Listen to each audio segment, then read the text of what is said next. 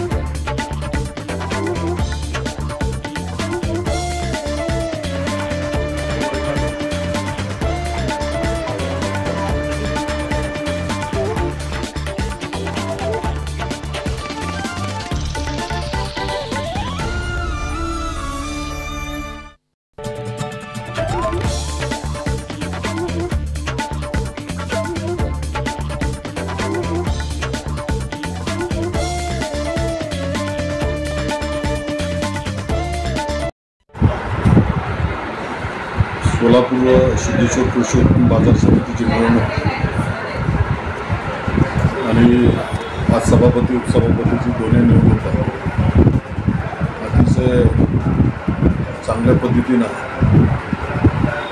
अक्कलकोटचे आमदार आदरणीय सचिनदादा यांचं अति उत्तम नियोजन आणि सगळ्यांना घेऊन जायची हातोटी, त्यामुळं आमचं पूर्ण पॅनल जवळजवळ 18पैकी 15 जागा आमच्या आल्या आणि आज सभापती उपसभापतीची निवडी होत्या.